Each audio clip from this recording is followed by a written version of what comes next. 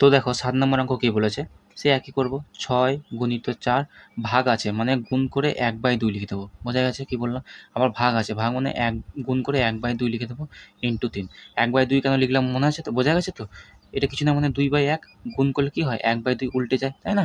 এটা জানি আমরা। তাহলে দেখো 2 দুগুণে 4, এটা 4, তাহলে এটা আর এটা কেটে গেল। তাহলে 3, 6 আর 3 পড়ে আছে, 3 6 কত? 3 6 হচ্ছে 18, বাস 18, এটা হচ্ছে আমাদের অ্যান্সার।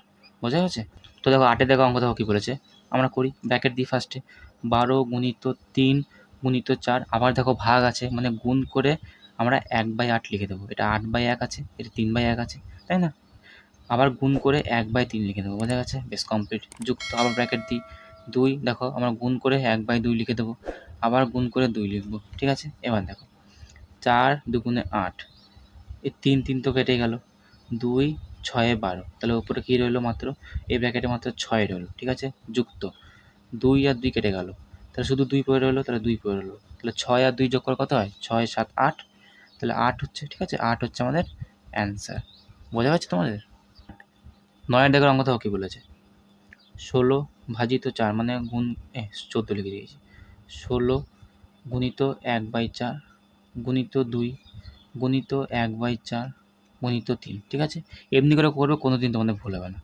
4 4 16, এই 4 কেটে গেল, তাহলে ওপরে 2 আর 3 পড়ে আছে, তাহলে 2 3 কত হয়? 6, 3 দুগুণে 6, তাহলে 6 হচ্ছে আমাদের অ্যান্সার। বোঝা যাচ্ছে তোমাদের?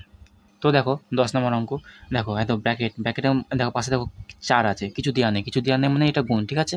এটা হচ্ছে সেই বদমাস রুলের ও, ওতে হচ্ছে অফ বা এর বাংলায় বলে এর মানে হচ্ছে গুণ, ঠিক আছে? এটা কিন্তু ভাগের আগেও হয়, ঠিক আছে? ভাগের আগে কিন্তু এর হয়, আর এর মানে হচ্ছে গুণ, ঠিক আছে? সেই একই। তো দেখো ফার্স্ট ব্র্যাকেটটা সলভ করবো, ব্র্যাকেট যেহেতু আগে হয়, তাহলে 4 ব্র্যাকেটে 6 থেকে 3 বাদ দিলে 3 হয়, ঠিক আছে? বিয়োগ 4, 10 আর 5 যোগ করে হচ্ছে 15 হয়, যুক্ত 6 গুণিত 8, ঠিক আছে? 7 থেকে 2 বিয়োগ করলে হচ্ছে 5 হয়, বেশ লিখে দিলাম। এবার দেখো 3 4 কত হয়? 12, 12 লিখলাম, বিয়োগ 4 15 কত? 60, 60 লিখলাম, যুক্ত 5 8 40, কারণ এটা আগে গুণটা হবে, 40, 40-এর সঙ্গে আবার এই 6-এর গুণ, তো 4 6 24 আর 0 240। বোঝা গেছে? এবার দেখো এটা বিয়োগ আছে, তারপরে যোগ আছে, ঠিক আছে? তাহলে 12 আর তুমি 240 যোগ করো, তারপরে 60 বিয়োগ করবে, তাহলে 240 আর 12 যদি আমরা যোগ করি কত হচ্ছে? 2 4 5 আর 2 252। এই 252-র সঙ্গে আবার 60-এর বিয়োগ করতে হবে, তাহলে করি, 252-র সঙ্গে যদি আমি 60-এর বিয়োগ করি কত হবে? 2, 5 থেকে 6 বিয়োগ করে হচ্ছে 9, 1, ঠিক আছে? তাহলে 192, 192, এটা হচ্ছে আমাদের অ্যান্সার, ঠিক আছে? আশা করছি তোমরা বুঝতে পেরেছো। দেখো 12 দাগের অঙ্ক দেখো কী বলেছে, অঙ্কিতা ও অলোক 8টা তরমুজ নিয়ে বাজারে গিয়েছে, ঠিক আছে? 8টা তরমুজ নিয়ে বাজারে গিয়েছে, বলছে তরমুজ 40 টাকা দরে বিক্রি করেছে, একটা তরমুজ মানে প্রত্যেকটা তরমুজ একটা 40, একটা তরমুজ 40 টাকা করে বিক্রি করেছে, ঠিক আছে?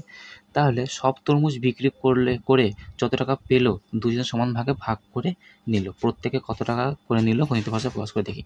বলছে 40 টাকা করে বিক্রি করেছে একটা তরমুজ, ঠিক আছে? এবং যত টাকা তাদের বিক্রি হয়েছে সেই টাকার লাভ তারা কী করেছে, মানে যত টাকা বিক্রি করেছে সেই টাকাটা তারা অর্ধেক করে দুজনে ভাগ করে নিয়েছে, ঠিক আছে? বিক্রি করার পরে।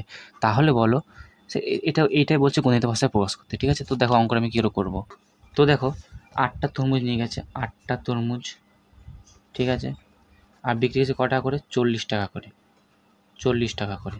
তাহলে বলো তারা ক টাকা টোটাল বিক্রি করলো, ক টাকা পেলো তারা? একটা তরমুজের দাম 40 টাকা, 8টা তরমুজের দাম কী করতে হবে? 8 গুণিত 40 মানে 4 8 32, 320 টাকা। বোঝা গেছে? এত টাকা তারা বিক্রি করেছে। এবার কী বলছে, যত টাকা বিক্রি করেছে সেটাকে তারা দুজন লোক আছে, দুজন তারা সমান ভাগে ভাগ করেছে। তাহলে এক একজন ক টাকা করে পাবে? তাহলে 320-কে 2 দিয়ে ভাগ করবো, 320-কে 2 দিয়ে ভাগ করবো, ডাইরেক্ট করে দিচ্ছি, ঠিক আছে? আমি 2 16 32, ঠিক আছে? আর এই শূন্যটা উপরে চলে যাবে, মানে 160 টাকা করে, তাহলে এক একজন 160 টাকা করে পাবে। বোঝা গেছে? এটা বলছে সরল করে লিখতে এই জিনিসটা। তাহলে কী করে লিখবো? সরল করে কেমন করে লিখবো দেখো, এইভাবে হবে সরলটা দেখো এইভাবে হবে, 8 গুণিত 40 ভাজিত 2। বোঝা গেছে? এইটা হচ্ছে সরল, এইটা হচ্ছে অ্যান্সার, ঠিক আছে? তুমি যখন এটা সলভ করে দেখো, এটা ব্র্যাকেটের কাছে আগে হবে, ব্র্যাকেটে 4 8 32, 320 হবে, 320-কে 2 দিয়ে ভাগ করে 160 হবে, তাহলে এইটা আর এই 160, ঠিক আছে? এইটা হচ্ছে অ্যান্সার 160। তোমার উত্তরটা বার করতে দিয়েছে, তাই না? তাহলে এটা হচ্ছে অ্যান্সার। বোঝা গেছে? তো দেখো 13 দাগের অঙ্ক দেখো কী বলেছে, কোনটি ঠিক ও কোনটি ভুল লেখো। লিখি, তাই তো। দেখো 3 9 27 সমান সমান 9 3 27, এটা ঠিক, এটা ঠিক, ঠিক আছে। আর দেখো 3 ভাজিত 9 আর 9 ভাজিত 3, দেখো 9 ভাজিত 3 করলে কিন্তু 3 থেকে 9 3 উত্তর আসে, বোঝা গেছে। কিন্তু 3 ভাজিত 9 করলে কিন্তু 1/3 উত্তর আসে। কেন তাও বলে দিচ্ছি, দেখো এই প্রথমটা দেখো কী করে করছি, 3/9 সমান সমান 9 ভাজিত 3 মানে 9/3, বোঝা গেছে। তাহলে 3 তিরিকে 9 মানে এটা কত হলো 1/3 সমান সমান 3 তিরিকে 9, এটা কত হলো শুধু 3, তাহলে 1/3 সমান সমান কি 3 হচ্ছে না, ভুল, তাহলে এটা ভুল, বোঝা গেছে। তো চলো, এই ছিল আজকে তোমাদের ক্লাস। আর তোমরা যদি আমার এই চ্যানেলে নতুন হয়ে থাকো তো চ্যানেলটা অবশ্যই, ঠিক আছে, সাবস্ক্রাইব করে রাখবে, ঠিক আছে, এবং তোমাদের বন্ধুদের সঙ্গে শেয়ার করে রাখবে, ঠিক আছে। তো চলো, থ্যাংক ইউ।